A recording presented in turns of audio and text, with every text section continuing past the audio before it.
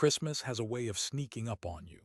One day it's just another Tuesday in December, and the next, the whole world smells of pine needles, cinnamon, and roasted turkey. For as long as I can remember, Christmas was my season. My hands were always the first to bring the dusty boxes down from the attic. My back was the one bent beneath the tree as I screwed the stand tight, and my voice was the one insisting the star belonged on top, even if the kids wanted the angel. But that was years ago. This Christmas was different. I could feel it before I even walked into my son's house. The driveway was lined with cars, the kind that gleamed under the frost. I pulled up in my old Ford pickup, the one with rust crawling up the side and a squeaky passenger door. For a moment, I thought about parking further down the street so no one would see. But then I told myself, this is my family. If they can't accept my truck, they can't accept me. I straightened the collar of my only decent shirt, a plaid button-down my late wife had bought me years back, and stepped inside. The smell of roasted ham and sugar cookies hit me in the chest, familiar yet foreign, like a song you once danced to but can't remember the steps anymore. "Dad's here," someone shouted. A few heads turned. Some smiled politely. My son shook my hand the way you'd shake a neighbor's, quick and formal. My daughter kissed me on the cheek without really meeting my eyes. I tried to ignore the flicker of something, distance, maybe disappointment in their faces. The dining room glowed with golden light. The table stretched almost the entire length of the room, covered in a crisp white cloth, crystal glasses, and plates that matched. Candles flickered like tiny suns. Every seat was taken. My children, their spouses, the grandkids, even a couple of in-laws I hardly recognized. Laughter rose and spilled over like champagne foam, and then I saw it. In the corner near the kitchen door sat a stool, a wooden three-legged stool, the kind you might keep in a garage for changing light bulbs. No cushion, no backrest, just plain wood. "Dad, we ran out of chairs," my son said, his voice too quick, too light. "But hey, this'll do, right? It's just dinner." I froze. For a second I thought he was joking, but no one laughed. My daughter adjusted the napkin on her lap. My son-in-law poured himself more wine. The grandkids scrolled on their phones. The stool remained there, waiting like a verdict. I told myself not to make a scene. I told myself Christmas was about family, not furniture. So I nodded. I smiled the way you smile when your heart cracks in private. I lowered myself onto that stool, the wood creaking beneath me, and tried not to notice that my knees didn't quite fit under the table. From where I sat, the table was just a little too far away. I had to lean forward to reach the breadbasket. I had to stretch for the mashed potatoes. My plate rested halfway on my lap. Every so often someone would pass a dish down, but mostly I just waited until the food reached the end, then quietly scooped what was left. No one meant harm, I told myself. Maybe it really was just a shortage of chairs. Maybe I was being too sensitive. But as the evening wore on, the truth pressed harder. I wasn't really at the table. I was beside it, near enough to hear the laughter, but not close enough to join. The conversation rolled like a river, and I was a stone stuck on the bank. They talked about business deals, vacations, the latest Netflix shows. I tried to chime in once, reminding my grandson of the time we built a snowman together when he was little. He nodded vaguely, eyes back on his phone before I'd finished the story. So I fell quiet. There, on that stool, I learned something I wish I hadn't. Sometimes you can be surrounded by everyone you love and still feel invisible. I should tell you now, because you're here listening and because maybe you felt it too, that invisibility weighs heavier than loneliness. Loneliness is an empty room. Invisibility is sitting in a crowded one, waving your arms and realizing no one sees. And that night on Christmas, I was invisible. I looked at the table again, at the shining faces, the golden glasses, the flickering candles. For years, I was the one who carved the turkey, who led the prayer, who pulled the grandkids onto my lap and told them the story of the Star of Bethlehem. And now, I was the man on the stool, pressed against the wall, eating ham off a plate balanced on his knees.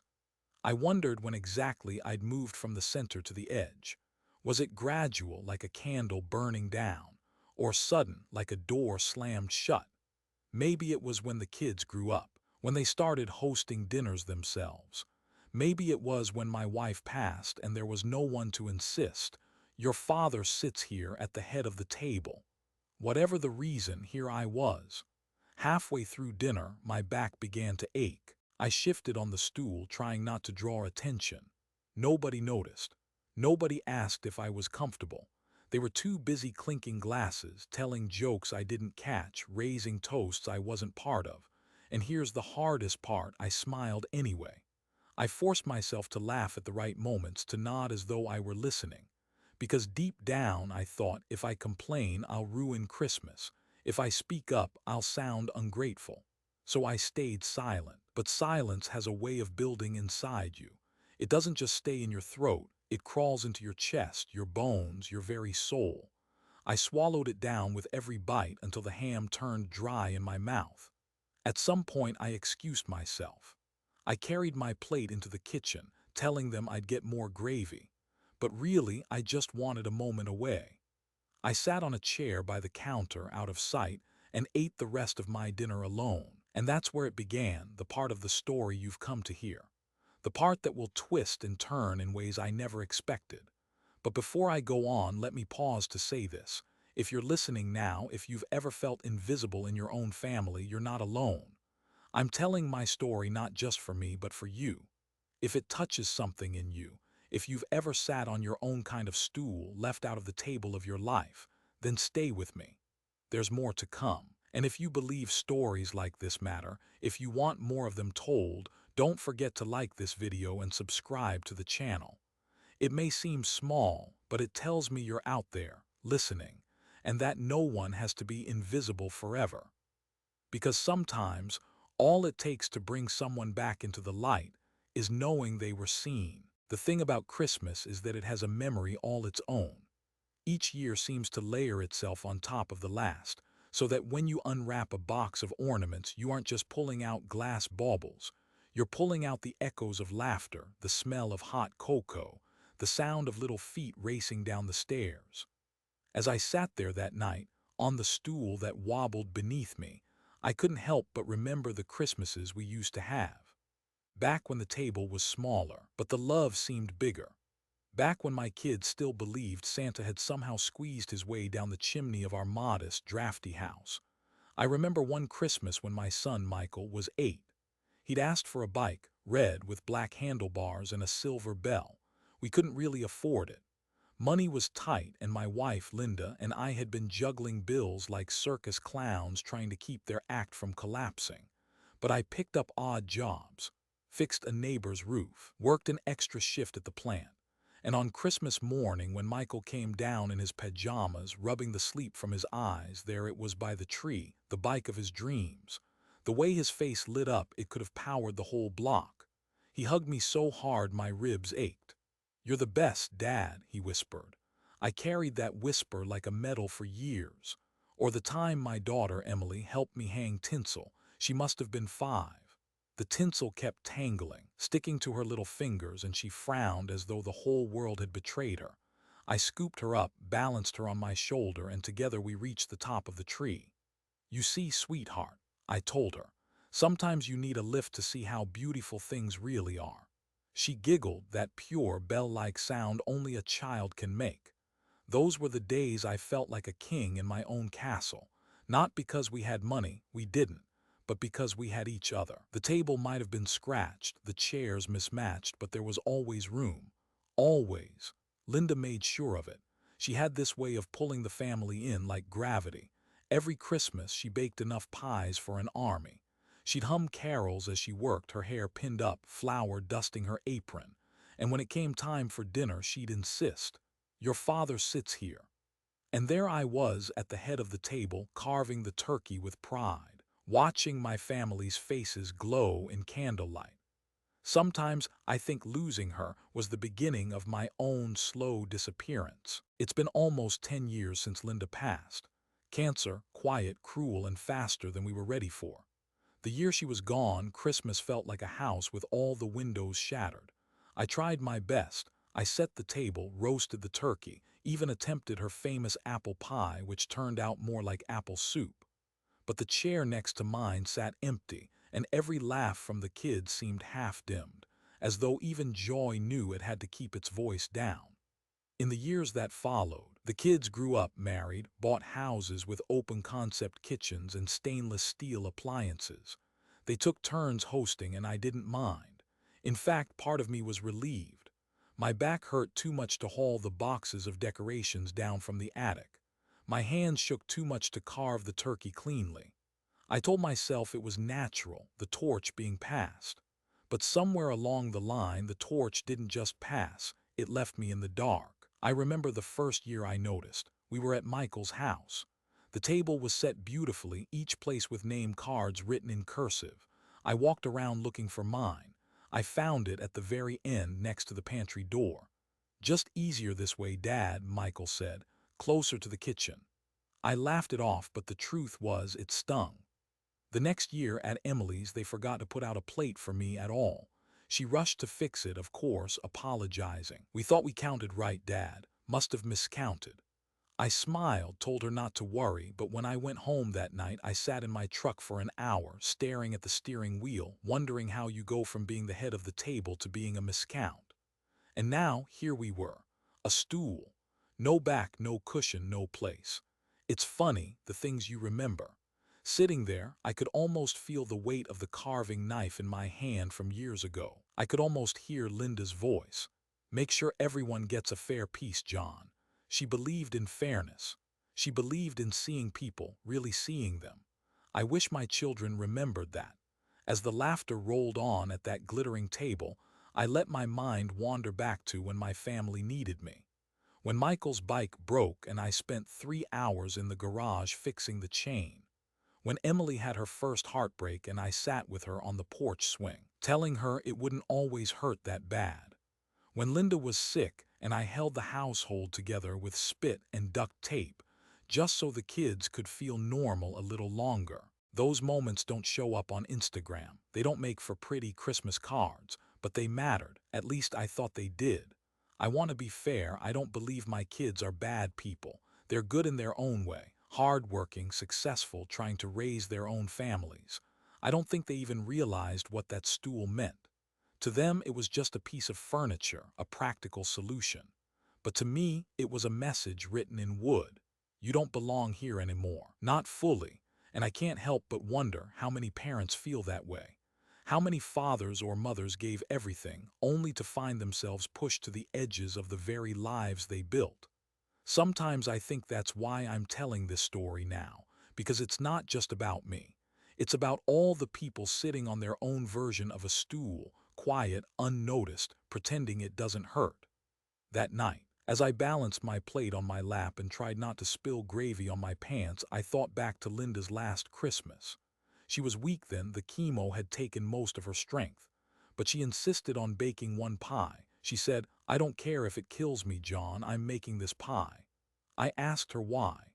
She looked at me, eyes tired but fierce. "Because Christmas is about love," she said. "And love is something you show, not just something you say." I think about that a lot. Because sitting on that stool, I realized love wasn't being shown to me anymore. Not really. And maybe that's the part that hurt more than the stool itself. I don't know when things will change or if they will. But I do know this: memories are stubborn. They cling. And as I sat there, half invisible, I held onto mine like lifeboats. I remembered who I was once. A father who mattered. A husband who was loved. A man who had a place at the table. And maybe, just maybe, I'll find my way back to that place again. There's a strange thing that happens when your children grow up. One day they're tugging at your pant leg, asking you to tie their shoes or push them higher on the swing, and the next, they're adults in crisp suits and pencil skirts, talking about 401(k)s, mortgage rates, and something called networking brunches. Somewhere in between, you lose them, not completely, not forever, but in small ways that feel bigger than they look. I used to think it was natural. Kids grow, parents step back, that's just how life works. But lately, I've begun to wonder if what I thought was natural was really something else. A slow drifting apart, the kind where no one notices until you're waving from a distance. When Michael and Emily were little, they wanted me everywhere. School plays, soccer games, piano recitals. I still remember Michael scoring his first goal.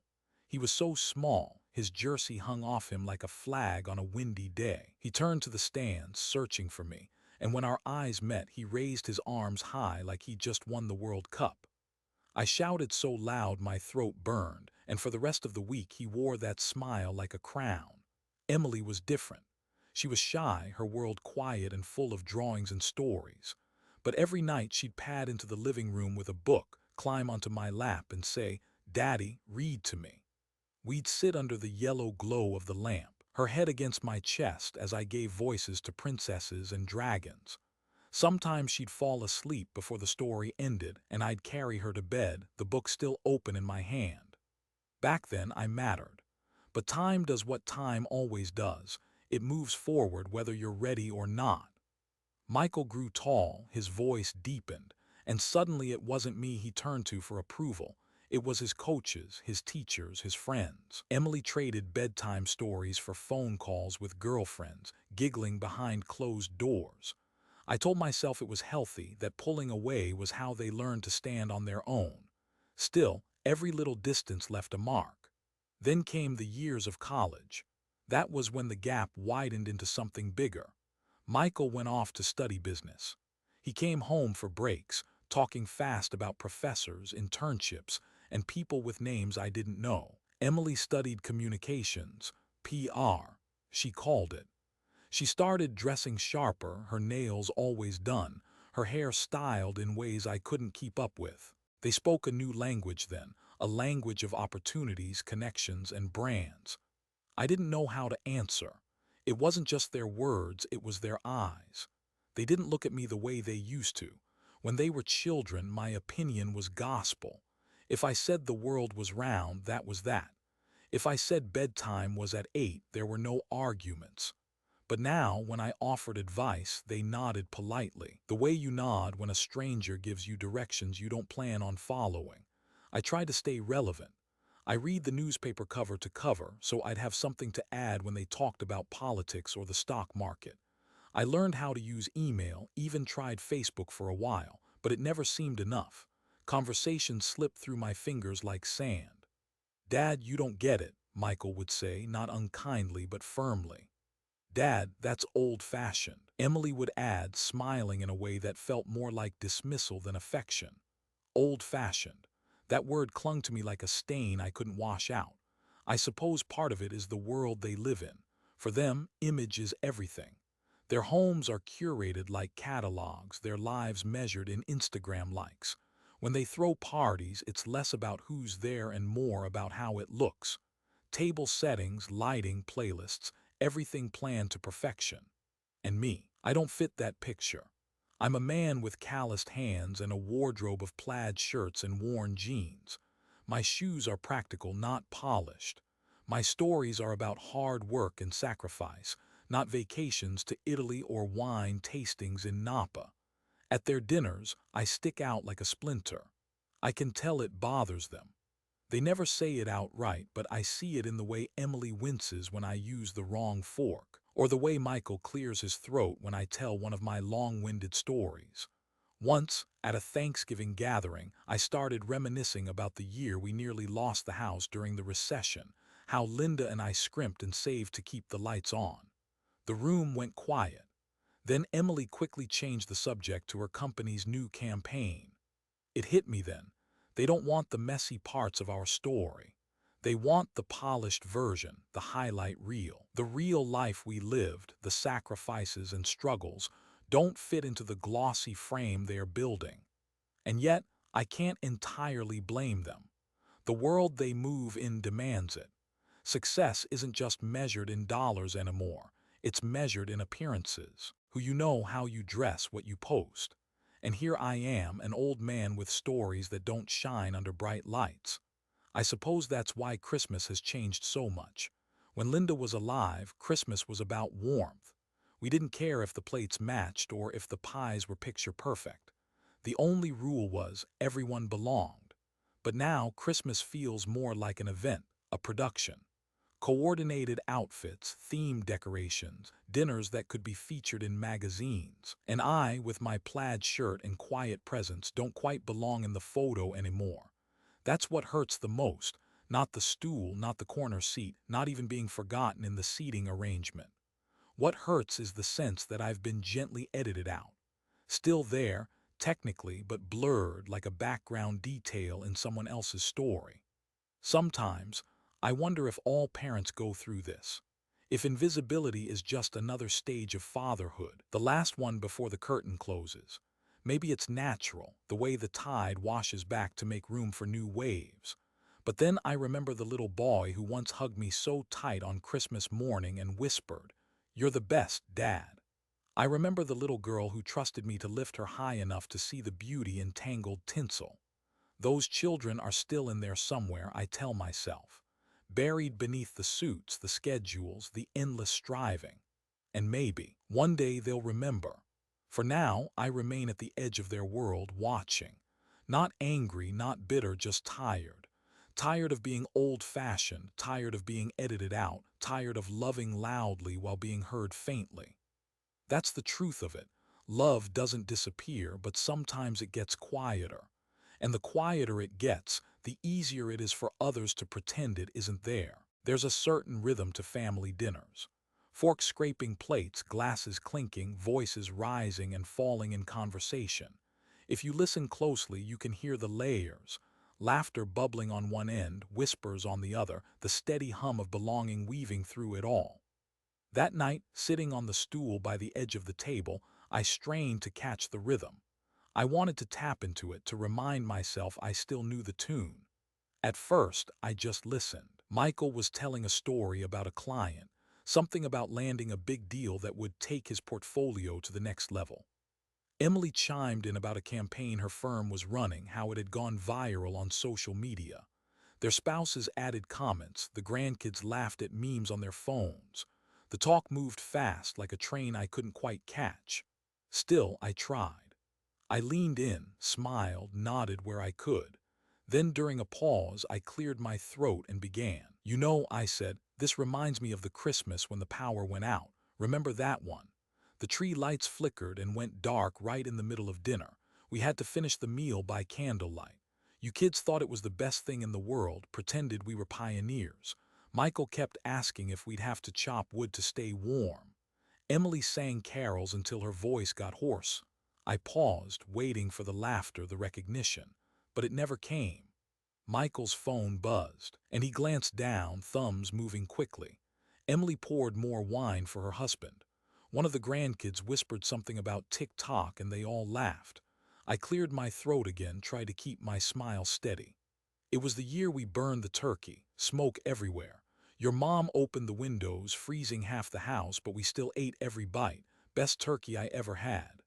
"Uh-huh," Emily murmured, not looking up. And just like that, the thread snapped. The rhythm moved on without me. I sat back, the story dying on my lips. It wasn't the first time this had happened. Over the years, I'd learned how hard it was to hold their attention. When they were younger, my stories were treasures, tales of my childhood, of how their mother and I met, of mistakes I'd made and lessons I'd learned. They'd sit wide-eyed, drinking in every word. Now my words barely made ripples. I tried again later when dessert was served. The kids were talking about their upcoming ski trip to Colorado, how expensive the cabins were, how crowded the slopes would be. "You know," I began, "when I was your age, we couldn't afford vacations. But one winter, we built a sled out of scrap wood, painted it bright red. We didn't have ski slopes, but we had Miller's Hill. I must have pulled you kids up and down that hill 100 times until my back gave out. Remember, Michael, you begged me to go faster every time." This time he looked up. For a moment I thought maybe, just maybe, the memory would catch, but he only chuckled lightly, shaking his head. "Dad, you and your stories, we've all heard that one before." The table laughed politely, not cruelly but not warmly either. The kind of laugh you give when you're ready to move on. So they did. I stayed quiet after that, and in the quiet, I felt something I can only describe as being slowly erased. Not in one swipe, but in faint strokes, like chalk washed away by rain. Every time my words went unheard, every time my story was cut short, a piece of me blurred. The truth is, stories are more than entertainment. They are proof of life lived. Proof that you were here, that you mattered, that your experiences mean something. When people stop listening to your stories, it feels like they are saying, your life doesn't matter anymore. Maybe that's dramatic, maybe it's selfish. But that's how it felt sitting there with my slice of pie growing cold, my words drying up before they even left my mouth. I glanced at the grandkids. They barely looked up from their screens. Their world was full of videos and trends I couldn't begin to understand. To them, I was background noise, a relic from a slower time. I thought about Linda then. She had always been my anchor, the one who made sure my voice was heard.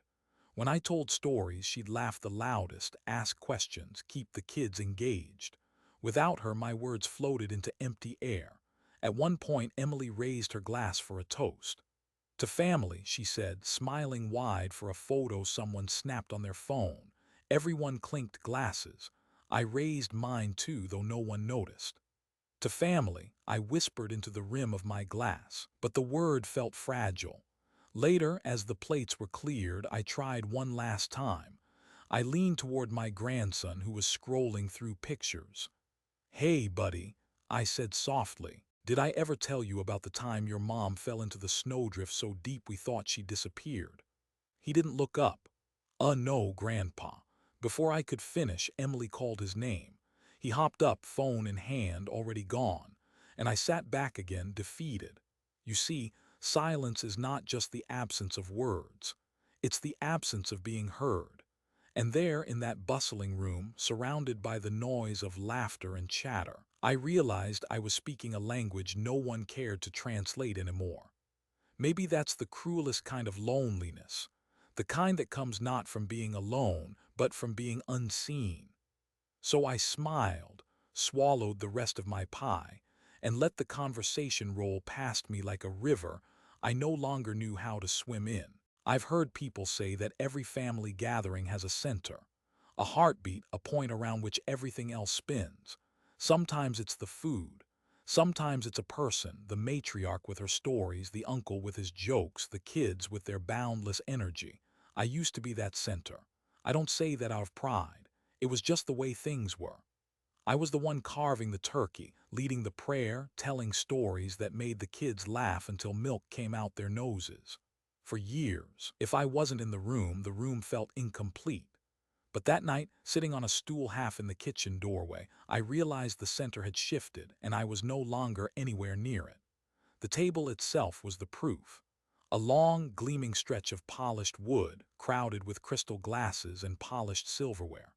My children and their families filled every seat, shoulders brushing, plates within easy reach, laughter bouncing like a ball from one end to the other. And then there was me, not quite at the table, not quite away from it, balanced in the in-between, a guest in a home I helped build. I tried to convince myself it didn't matter. It's just a chair, I told myself. A piece of wood doesn't define your place in the family. But in my gut, I knew it wasn't just the stool. It was everything it symbolized. I thought back to the years after Linda died, when I'd first started being invited to their homes instead of hosting. At first, it felt kind, thoughtful, a sign my children wanted to take care of me. But slowly something shifted. The invitations felt less like "Dad, come celebrate with us," and more like "Dad, you're welcome to join if you'd like." Subtle but different. The first year Michael hosted, he asked me to bring the rolls, just the rolls. The man who once roasted turkeys and baked pies was now reduced to a bag of store-bought bread. "It's easier that way," he'd said. "We've got the menu covered." At Emily's it was the wine. "Just bring a bottle, Dad, something simple."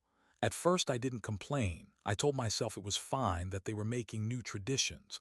But each year my role shrank a little more, until finally I wasn't the one preparing the meal or setting the table or even sitting at it properly. I was just there. That realization hit me like a stone that night. The table wasn't my table anymore.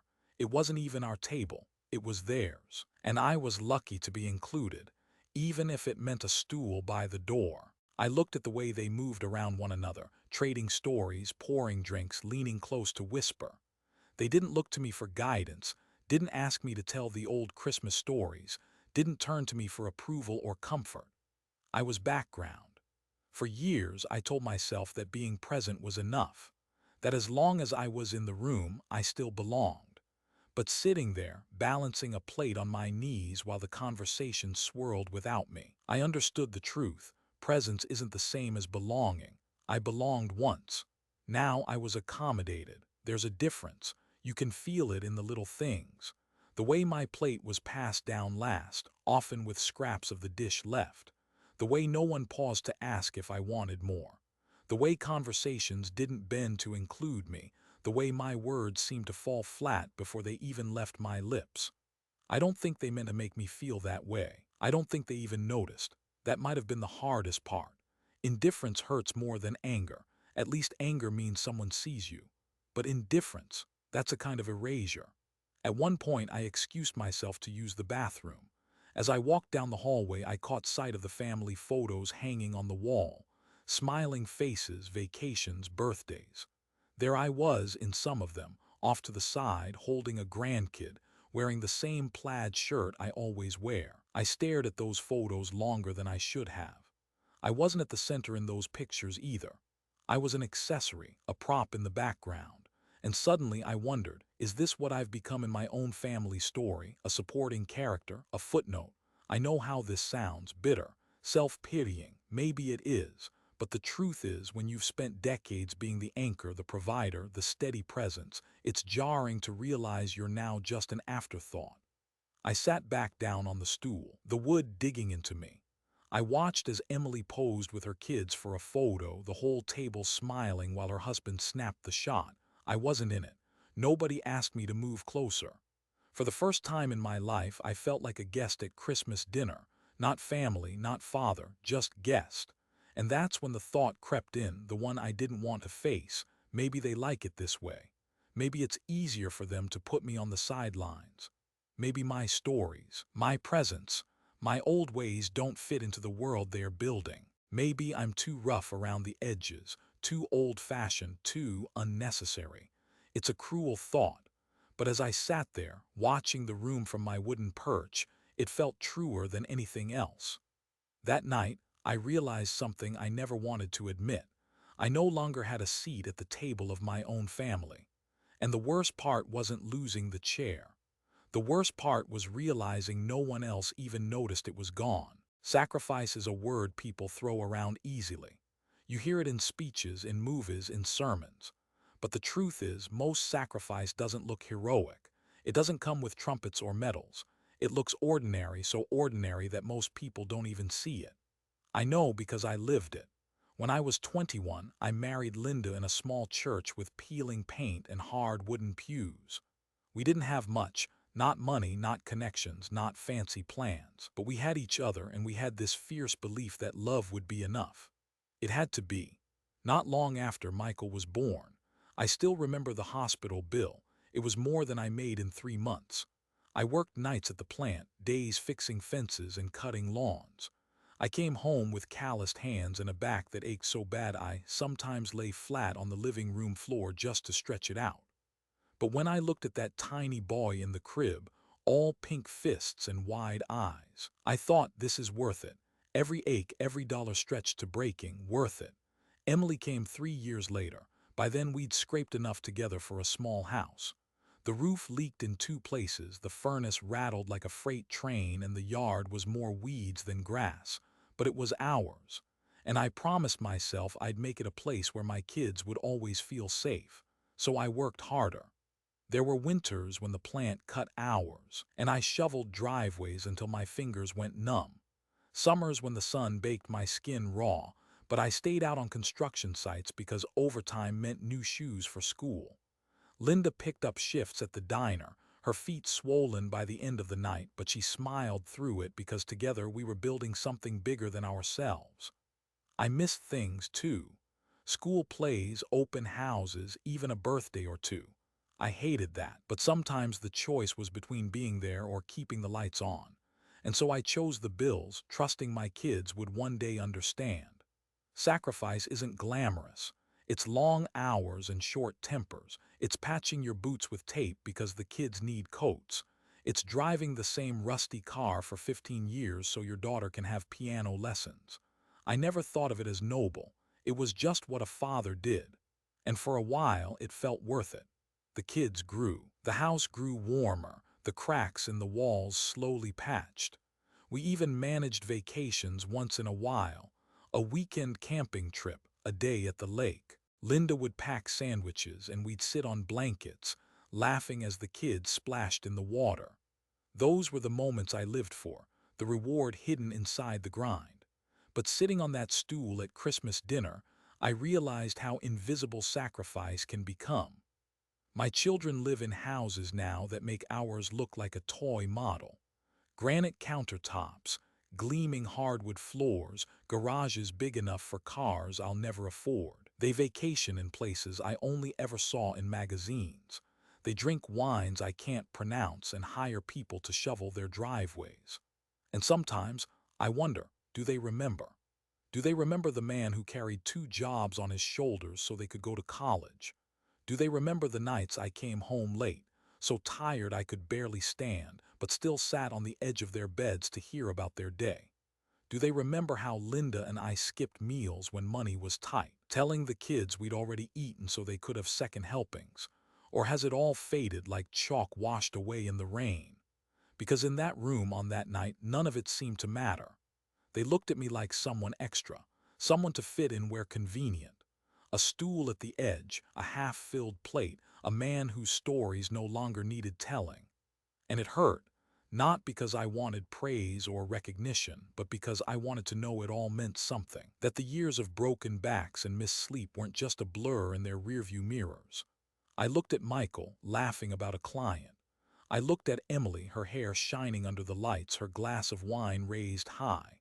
They were thriving, successful, living the lives I'd once dreamed of for them.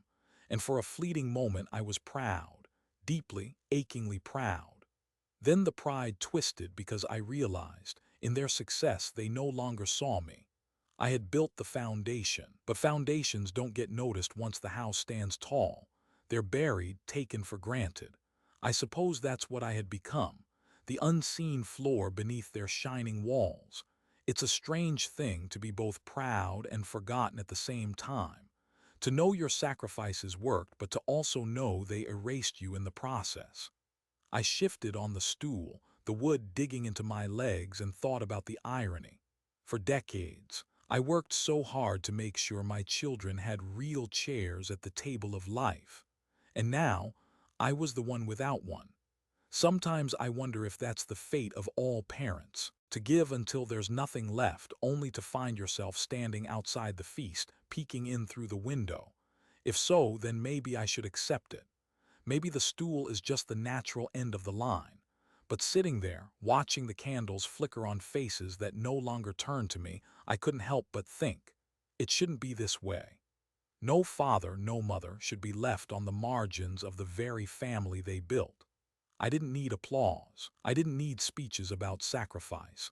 All I wanted was a chair, a real chair, at the table, beside the people I loved most. Was that too much to ask? That night, as the laughter swelled around me, I whispered a question only I could hear. How did I go from giving everything to being given nothing but a stool? And for the first time, I wasn't sure I had an answer. There comes a moment in every gathering when you realize you don't belong. Not because anyone said it outright, but because silence itself has told you enough. For me, that moment came somewhere between the second glass of wine being poured and the third round of laughter circling the table. The stool beneath me creaked as I shifted, trying to ease the ache in my back. My plate wobbled on my knees. Around me the room glowed warm, golden light, silverware gleaming, voices overlapping in easy rhythm. Yet none of it touched me. I was sitting close enough to smell the rosemary on the potatoes, but far enough that the warmth of belonging never reached. So I stood, quietly, carefully, hoping no one would notice. I lifted my plate, balanced it in both hands, and slipped into the kitchen. The door swung shut behind me, muffling the laughter like a wall of glass had been lowered between us. Suddenly the house sounded different. The hum of the refrigerator, the faint ticking of the clock above the stove. My own footsteps on the tile. I set my plate on the counter and exhaled. The kitchen was spotless, of course. Emily had always prided herself on that. Granite counters without a crumb, white cabinets gleaming, not a dish in the sink. It looked more like a showroom than the messy, lived-in kitchen Linda and I used to have. I pulled out a chair from the small breakfast nook in the corner. It was a proper chair, padded and steady. I sat, placed my plate in front of me, and realized I'd done what no father should ever do at Christmas dinner. I had removed myself. I speared a piece of ham with my fork. It was cold already. I chewed slowly, listening to the muted hum of voices from the other room. Every now and then, a burst of laughter reached me, sharp and clear, before fading back into a blur. It felt like listening to a party through the walls of a motel room. You know it's happening, but you aren't part of it. And that's when it hit me. I was invisible even in my own family's house. I tried to focus on the food. The ham, the potatoes, the green beans that still had a snap to them, but each bite felt heavy, flavorless, as if loneliness itself had seasoned the plate. I thought about how Linda would have scolded me. "Don't you dare sit alone in the kitchen, John," she would have said. "You're their father, you belong at that table." But Linda wasn't here, and without her voice to insist, no one else seemed to think I belonged anywhere at all. So I ate, quietly, alone. At one point I heard Emily's voice ring out louder than the others. They were singing Silent Night around the table, her favorite carol. My chest tightened. That used to be my song too. Every year I led the family in it, my voice cracked but steady. Now here I was humming it to myself in a corner while they sang without me. I set my fork down, staring at my hands, callous still, even at my age. These were the hands that built their swings, that painted their rooms, that fixed their first cars when they broke down. And here they were, holding a fork like it was the only thing left tethering me to the evening. Tears pricked the corners of my eyes, though I blinked them back. I told myself not to cry, not here, not now. But it's strange how loneliness sneaks up on you.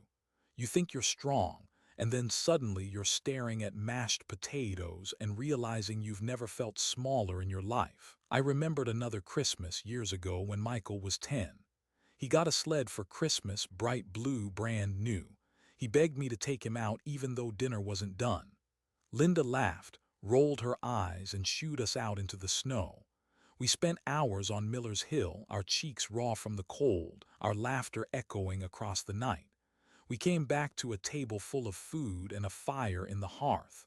I'd never felt richer. That memory hit me so hard I had to put my head in my hands, because how did we get from that to this? From a father and son sledding until they couldn't breathe to a father alone in a kitchen while his son laughed at the head of another table. I don't think Michael meant it. I don't think Emily meant it either. Maybe that's what hurt the most. Neglect wrapped in ignorance. Indifference dressed as normalcy.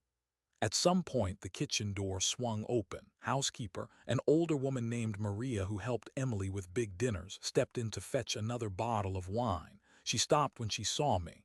"Oh, Mr. John," she said softly, her accent lilting. "You eat here." I forced a smile. "Just giving them more space out there," I said. Her eyes lingered on me, sympathetic in a way that made me want to look away. "You should be with family," she whispered before slipping back into the dining room. The words stung, because I was with family, and yet I wasn't. I sat there until my plate was empty, though I barely tasted anything. I listened as the laughter grew louder, then quieter, then burst again like fireworks. I listened as chairs scraped back, as someone suggested dessert, as music began to play. No one came to check on me. And in that moment I realized something I'll never forget. The deepest loneliness isn't being alone. It's being surrounded by people you love and still eating in silence. I pushed my plate away, leaned back in the chair, and closed my eyes. For the first time, I wondered if this was what the rest of my life would look like. Holidays spent half in, half out. A stool in the corner, a plate in the kitchen, memories for company, and yet part of me hoped, prayed that someone would notice. That one of them would stand up, look around, and realize, "Where's Dad?" But no one did. The stool sat empty by the table, and I sat in the kitchen, a father without a place. The kitchen was quiet except for the hum of the refrigerator. My empty plate sat on the table in front of me, crumbs scattered like the remnants of something larger, something whole. I leaned back in the chair, folded my hands in my lap, and just listened. Through the door, I could hear the muffled chorus of laughter and voices. The sound of spoons scraping dessert bowls, the clink of glasses being raised again. Every note of it reminded me I was absent from the music. I thought about leaving altogether, just slipping on my coat, stepping into the cold, and driving home. No one would notice right away, maybe not at all. By the time they did, I'd already be halfway down the dark road, headlights carving a path into the night. But then the door opened. It was Maria again, the housekeeper. She carried a tray of coffee cups, balancing them neatly. She froze when she saw me still sitting there, my back hunched, my hands folded as though I were waiting for something that never came. Her eyes softened. "Senor John," she said gently, "still here." I smiled faintly. Nowhere else to be. She hesitated, as if weighing whether to say more. Finally, she set the tray down and pulled her phone from her apron pocket. "May I?" she asked. I frowned. "May you what?" "Take a picture," she said, her voice almost apologetic. It matters. People forget. But sometimes. "A picture?" She shook her head, words failing her. I started to protest, to wave her off, but something in her eyes stopped me. It wasn't pity, it was something sharper. A kind of knowing, as though she had seen this before. Too many fathers, too many mothers edged out of the tables they once built. So I nodded. She lifted the phone, angled it just so, and clicked. Once, twice. The faint shudder sound echoed louder than it should have in the silence. I sat still, unsure what I felt. Exposed, maybe, but also seen. When she lowered the phone, she whispered, "You deserve to be remembered, not like this stool, like the man you are." Her words caught in my chest. I opened my mouth to respond, but before I could, the door swung open again. This time it was my youngest grandson, Jacob, 10 years old, skinny, with hair that never quite stayed combed. He carried a plate with half a slice of pie, fork sticking out at an angle. He froze when he saw me. "Grandpa, what are you doing in here?" I forced a smile. "Just finishing dinner, buddy. By yourself." His eyes narrowed. "Why?" I shrugged. There wasn't much room at the table. He looked back toward the dining room, then at me again. His little brow furrowed in confusion, maybe even anger. "That's dumb," he said flatly. I chuckled, though it came out rough. "Sometimes that's just how it goes." Jacob didn't move. He stood there fidgeting, then finally set his plate down across from mine and climbed into the chair. "Then I'll sit here too." Something in me cracked open at that moment. I looked at him, this boy who still saw me as more than background, and felt a warmth I hadn't felt all night. "You don't have to, Jacob," I said softly. "I want to," he insisted. So we sat there, 2 generations at a small kitchen table, eating in silence. He forked pie into his mouth with messy determination. I watched him, my heart heavier and lighter all at once. Maria lingered at the counter, her phone still in her hand. I realized then she wasn't just taking a photo, she was recording. The quiet scene, an old man and a boy pushed to the edges of a family celebration, finding company in the corner. I should have told her to stop. I should have asked her not to film, but I didn't. Because deep down I wanted proof. Proof that this happened. Proof that I had been there, that I wasn't imagining the distance, that the stool wasn't just furniture but a wound. So I let her. Jacob finished his pie, wiped his mouth on his sleeve, and looked at me. "Grandpa, I like it better here anyway, it's quieter." I laughed then, a real laugh, though it tasted of sorrow. "Me too, buddy, me too." He grinned, satisfied with himself, and hopped off the chair.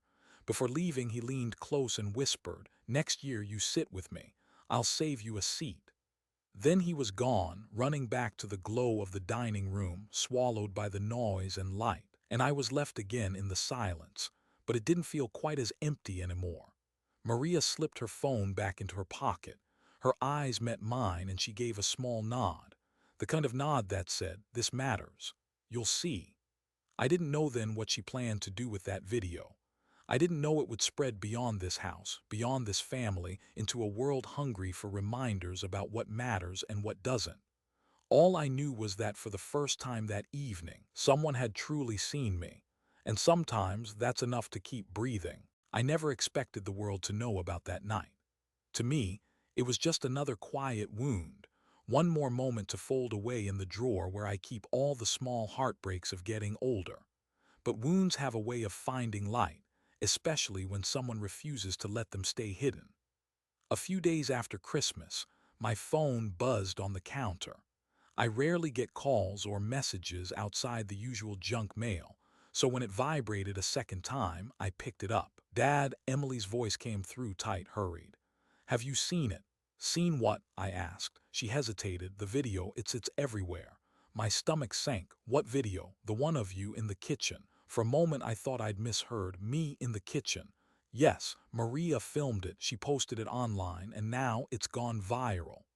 I stood there in my little living room, staring at the faded wallpaper, the sagging couch, the silence that had been my companion for years. Viral. The word sounded foreign, absurd. I'd never been part of anything viral. "What does that even mean?" I asked. "It means millions of people have seen it," she said sharply. "Millions, and they all have opinions." When I finally sat down at my old desktop computer and clicked the link my grandson texted me, the screen filled with a shaky video. There I was, sitting at the small kitchen table, shoulders bent, plate in front of me. The faint glow of the dining room light spilled through the doorway, but I was just outside it in the shadows, silent, alone. The caption read, "No father should spend Christmas like this." Beneath it, comments poured like rain. This broke me. How can his family sit in there laughing while he's in here alone? I'd give anything to have my dad back. These kids don't know what they've lost. This is the saddest, most powerful thing I've seen all year. Tears blurred the screen, not because I was ashamed, but because strangers, people who had never met me, saw what my own family hadn't. They saw me. Within hours, the video had been shared across platforms I barely understood. Facebook, Instagram, TikTok. News outlets picked it up. "The lonely father at Christmas." Headlines framed me as a symbol of something larger: forgotten parents, broken traditions, the way modern families sometimes leave their elders behind. I read post after post from people telling their own stories. "My dad sat in the garage last Christmas because no one made room for him." "My mom eats alone every holiday while we all chase our own lives." Watching this made me call my father for the first time in years. It was overwhelming, humbling, and devastating all at once, because while the world felt my pain, the ones who caused it hadn't even noticed until now. That evening, Michael called. His voice was clipped, defensive. "Dad, this thing online, it's blown up. Do you realize what people are saying about us, about our family?" I stayed quiet. "They're calling us ungrateful, heartless. They're painting us as villains. It's humiliating." I finally spoke. "Michael, it happened. They're just reacting to what they saw." "You don't understand," he snapped. "This could hurt my job, my reputation. Clients are reaching out, asking if it's true." I almost laughed at the irony. His worry wasn't about me, it was about his image, about how a stool and a kitchen table had suddenly threatened the life he'd built. "I'm not the one who posted it," I said softly. "But maybe you should ask yourself why it struck a nerve." There was silence on the line, then a low, frustrated sigh. "We'll talk later," he muttered and hung up. Emily called next. Her voice was gentler but trembling. "Dad, I'm so sorry. I didn't know Maria was filming. If I had, I would have stopped her. This is out of control." "Out of control," I repeated. "Emily, all I did was sit alone while my family ate together. That's the truth, nothing more." She started crying. "I never meant for you to feel left out. There wasn't space. It wasn't intentional." I closed my eyes. "Maybe not intentional, but neglect doesn't need intention. It just needs indifference." Her sobs grew softer. "People hate us now. Do you see the comments? They're tearing us apart." For the first time, I felt something shift inside me. Not anger, not vindication, something quieter, a kind of sad clarity. "They're not tearing you apart," I said. "They're holding up a mirror. You don't like what you see." The line went quiet. After we hung up, I sat in my chair by the window, watching snow fall through the streetlight. The world outside was cold and silent, but inside my heart beat with something I hadn't felt in years: validation. Not revenge, not victory, just the simple knowledge that my invisibility wasn't imagined, that others saw it, named it, and declared it wrong. For days, the calls kept coming. Journalists wanted interviews. Strangers sent letters to my mailbox. One woman wrote, "Your story saved me. I was about to skip visiting my father this Christmas, but then I saw you. I drove 6 hours just to surprise him. Thank you." I read that letter 3 times, tears dripping onto the paper. Maria came by to check on me. She looked almost guilty, though her eyes were kind. "I did not know it would grow so big," she admitted. I just, I thought people should see." I clasped her hands. "You did what no one else did, Maria. You saw me. And maybe that was the heart of it. Families can grow blind, but strangers sometimes have the clearest eyes." The irony didn't escape me. I had spent a lifetime working so my children could sit comfortably at life's table. Yet it took strangers on the internet to pull up a chair for me. I don't know what will happen next. I don't know if my family will ever truly understand what that stool meant or how much it hurt to sit outside the circle. But I know this. The world knows now. And once you're seen, you can't go back to being invisible. When something goes viral, it doesn't just stay on a screen. It seeps into your life, into your conversations, into the quiet spaces where you thought you could hide. For my children, it seeped fast. Within a week of Christmas, the video had reached the local news. A reporter stood outside Michael's office building, describing me as the forgotten father. Emily's firm had calls from clients asking if the woman in the viral clip was really her house. My grandchildren, who lived on their phones, couldn't escape the flood of comments on every platform they opened. And suddenly, the family who hadn't noticed me sitting alone couldn't notice anything else. Michael called first. This time his voice wasn't angry, it was weary. "Dad," he said, "people keep stopping me at work. Some say they saw the video, some tell me they called their dads because of it. But all I hear is judgment. They look at me like I'm the villain." I let the words sit. Finally, I said, "Sometimes the truth feels like judgment, son." He didn't answer right away. I imagined him sitting at his mahogany desk, staring at the city skyline through glass walls, his polished shoes tapping the floor. He was always so sure of himself, but now his voice cracked. "I didn't mean for you to feel that way," he said. "I never thought the stool mattered that much." "It wasn't just the stool," I told him gently. "It was everything it stood for." Silence again. Then he whispered, "I'm sorry, Dad." Those 3 words, simple, ordinary, landed heavier than any headline. Later that evening, Emily came by. She looked smaller somehow, shoulders hunched, her usual confidence softened. She carried a bag of groceries as if feeding me might patch the hole between us. "Dad," she said at the doorway, "I don't know how to fix this." "Maybe start by sitting down," I said. We sat at my old kitchen table. She laid her hands flat on the surface, polished nails against the worn wood. For the first time in years, she looked at me without distraction, without glancing at her phone, without her voice rehearsed for a client. "Seeing that video," she began, her eyes wet, "I hated it. Not because of the comments, but because it forced me to see you the way the world did. Alone. And I realized I've been letting you feel that way for a long time." I swallowed hard. "Emily, I never wanted to shame you. I just wanted to be part of my family." "You are," she insisted quickly. Then her voice broke. "But you're right, we haven't treated you like it." For a while we just sat there, letting the silence breathe between us. Then she reached across the table and covered my hand with hers. "I'm sorry, Dad, truly." Her apology didn't erase the years. It didn't erase the stool, but it was a crack of light in a wall I thought had sealed shut. Over the next few days, the apologies kept coming, not just from my children, but from their spouses, even the older grandkids, each one awkward, stumbling as if they were speaking a language they hadn't practiced. But I didn't need eloquence. I needed honesty, and for once I had it. Still, it wasn't easy. The shame clung to them like a shadow. Everywhere they went, the video followed. At church, at the grocery store, even at the gym, people whispered. Some confronted them outright. "How could you let your father sit alone like that?" strangers asked. I almost pitied my children then. Almost. Because though the weight of public shame was heavy, it was a fraction of the weight of private invisibility I had carried for years. One night, Michael came over. He didn't bring his wife, didn't bring his polished tone. He just sat on my couch, staring at the floor. "I keep thinking about Mom," he said finally. "She would have hated this. She would have said we failed you." I nodded slowly. She wouldn't have let it happen in the first place. His eyes filled with tears. He tried to blink away. "I've been so focused on building my life, on making sure my kids had everything, that I didn't see what I was taking from you." I placed a hand on his shoulder. "You didn't take it, son. You just forgot it was mine to begin with." We sat in silence after that.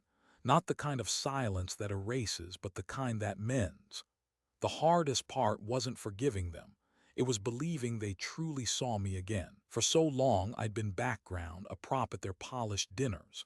Now suddenly I was center stage, not by choice but because the world had dragged me there.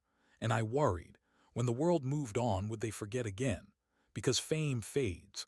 Virality is a storm, loud, bright, destructive, but gone as quickly as it comes. Families, though, families are supposed to last. As I lay in bed that night, I realized this scandal had given me something years of silence hadn't: a voice. And maybe, just maybe, it was the push my children needed to hear me again. For the first time in a long time, I allowed myself a fragile hope. That next Christmas, I wouldn't be on a stool in the corner. That maybe, just maybe, I'd have a chair at the table again. Families avoid hard conversations. We laugh, we eat, we talk about work or weather or sports, but when it comes to the things that matter, the hurt, the distance, the silence, we build walls of small talk and hope the cracks stay hidden. But there are moments when the cracks split wide open and no amount of chatter can cover them. That moment came 2 weeks after Christmas. Michael called, asking if we could all get together. His voice was strained, like someone preparing for a business negotiation. Emily followed up, saying, "We need to talk, Dad, really talk." So on a cold Sunday afternoon they came. Michael, Emily, their spouses, the grandkids trailing behind with their phones in hand. They filled my small living room, coats piled on the chair, the air heavy with something unspoken. I sat in my recliner, the same chair I'd had since Linda was alive. It sagged in the middle, but it held me. And that day, it held my resolve. For a while, no one spoke. The kids shifted uncomfortably. Michael's wife poured water into cups no one touched. Emily kept glancing at the floor as if words might appear there. Finally, Michael cleared his throat. "Dad, he stopped, swallowed. "We messed up." The words hung in the air, stark and plain. Emily nodded, her eyes wet. "We did. We've been so caught up in everything else we didn't see you. Not really." And then the video, her voice cracked. "The world saw what we refused to see." I looked at them, at these grown children I'd once carried in my arms, bathed, soothed to sleep. I thought about how much of my life I'd given to make theirs easier. And now here they were, asking for something I wasn't sure I could give: absolution. But I didn't want vengeance. I didn't want them drowning in guilt. I only wanted them to remember. "I'm not angry," I said quietly. Michael blinked. "You're not." I shook my head. "Anger fades. What I've felt these last years isn't anger, it's invisibility. Do you know what that feels like, to be in a room with your family and still feel like you've disappeared?" Their silence was answer enough. I leaned forward. "I don't need grand gestures. I don't need apologies on TV or promises shouted into the air. What I need is a chair, at the table, in your lives, not at the edge, not as an afterthought. Just a place where I'm seen." Emily wiped her cheeks. "You'll always have that, Dad, always." I held her gaze. "Then prove it, not to the world, to me." Grandkids shifted uncomfortably. One of them, Jacob, the youngest, spoke up. "Grandpa, I saved you a seat at school lunch last week. My friends thought it was funny, but I told them my grandpa's not sitting alone anymore." The room softened. A small laugh rippled through the heaviness, though my throat tightened at his words. Out of the mouths of children comes the kind of truth adults spend years avoiding. Michael rubbed his temples. "Dad, we didn't mean for it to be like this. We thought you were fine. You never complained." I sighed. "That's the thing about fathers, Michael. We don't complain, we carry. We carried you when you were small, and we carried your dreams when you grew. But carrying doesn't mean we don't feel the weight."